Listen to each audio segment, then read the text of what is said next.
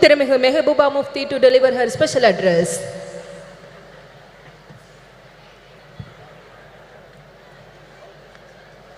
Respected Soniya Gandhi ji, Talapati MK Stalin, Honorable Chief Minister of Tamil Nadu,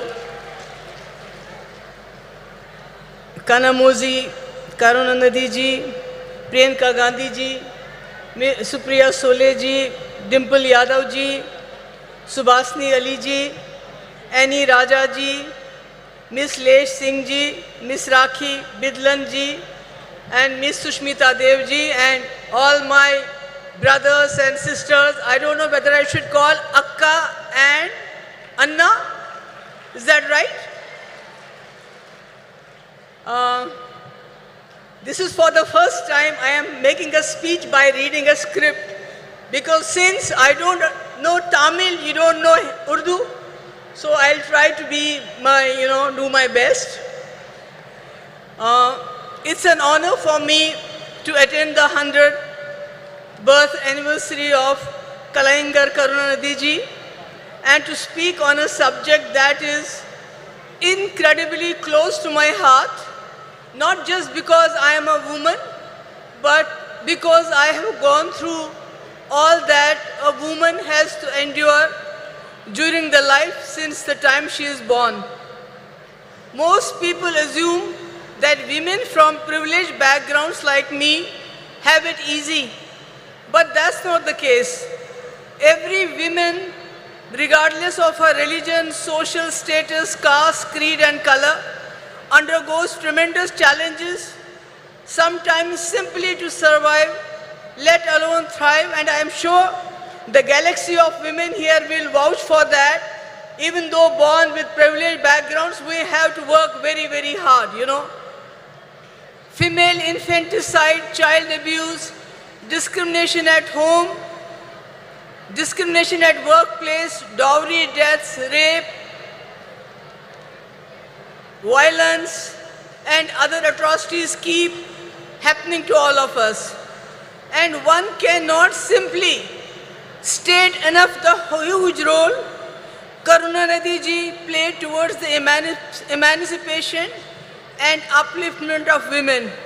His crusade in this direction started much before he entered politics. Even as a writer, blessed with a razor-sharp intellect, his scripts were ahead of his times. They strongly advocated equal rights for females and also helped in removing social stigmas and taboos associated with women by renouncing religious patriarchy. The empowerment of women was an integral and crucial part of his idea of social justice. Some of the path-breaking reforms that he introduced were free education for girl child, encouraged remarriage of women, rehabilitate widows, encourage their remarriage, induct them into police force, reservation in local governance and government jobs, and also setting up self-help groups. Such was his vision and compassion that he went a step further in his efforts to bring in social security schemes for transgenders who are looked down upon in our society. I am pleased that his son and current Chief Minister, Stalin ji and Kanimozhi are carrying forward their father's legacy.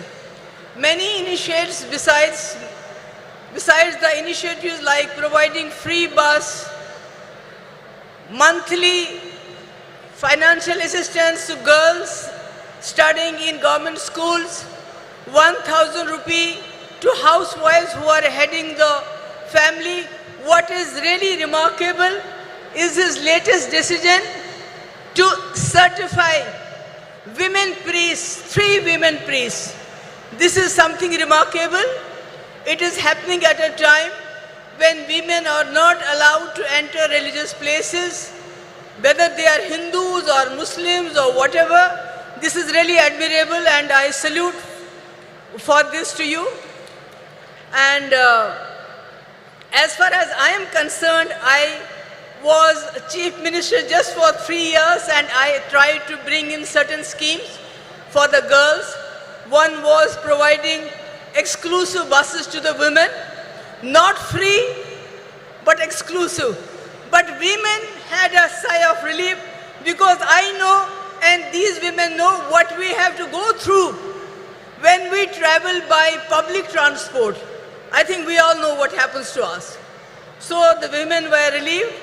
Then I introduced a scooty, 50% subsidy to meritorious girls, college-going girls coming from very poor backgrounds. And today when I see the young ladies on the scooty going with their fathers sitting behind them, their brothers sitting behind them, I mean, it brings a smile, which is a very difficult thing in Jammu and Kashmir. After 2019, when everything was snatched from us, what this great country had given us, what the Indian Constitution had given us, the people of DMK have stopped smiling. Except when Rahulji came with his brigade, this Bharat Jodo Yatra, I saw the smile on the faces of Kashmiris, from the faces of Jammu people after a long time.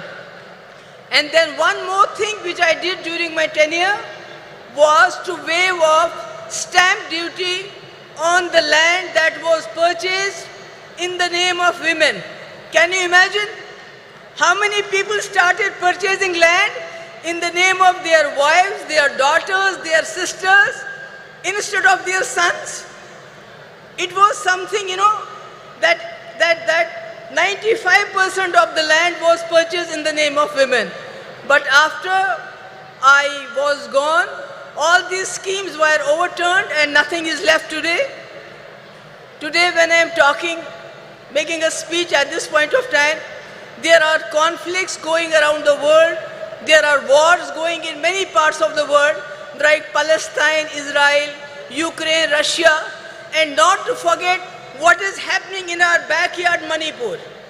And women are the worst sufferers when these wars take place, because not only do they suffer during these conflicts, they are left to pick up the pieces afterwards. So, when I look at our country today, I feel the women in our country are not in a good place.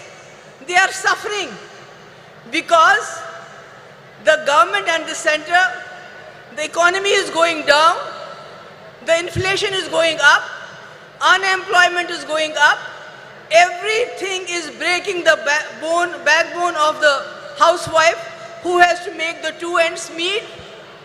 She has to provide for the family. And to add to all this, the government at the center, which has failed to fulfill the promises they had made. During UPA, there was 450 rupees for cylinder. Now it is 1200 rupees. Petrol has gone 100 rupees above. Who is suffering the most? The housewife. And to add to all of this, the present government, the Modi government, is trying to divert the attention from all these problems by their sinister design of injecting hatred, venom into the society through the youngsters of the poorest of poor. These poor boys are encouraged. They are provoked to lynch the people of other communities. They are garlanded.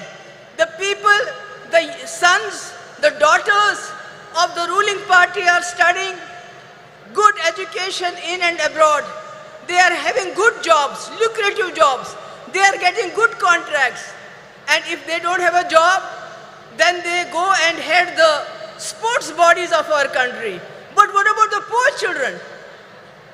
They are pushed into implementing their sinister agenda of divide between Hindus and Muslims. And this is really tearing apart our society. And again, it has a very, very drastic effect on the women folk. Because any person who commits a crime, he is a criminal. Whether he goes to jail or not, so they are criminalizing the whole society at this point of time. So, my point is that if and when Inshallah, I hope that the India alliance will come to power, and Rajiv Gandhi ji has already sown the seeds of 33% reservation in panchayats. We have a huge number of women who are ready to take their place in assemblies and parliaments, and I am hopeful once India alliance comes to power, Rajiv Gandhi's dream will come alive. It will be fulfilled, not like a joke which our Prime Minister played. He signed a check, kept it in his pocket, and told the women folk, we'll cash it sometime in 2047. So, but we are not going to do that. Inshallah, I am hopeful. And at the last, I would like to thank once again Stalin ji, Kanimozhi ji, who was personally invited us. And I am so happy that Soniya ji is here to grace the occasion.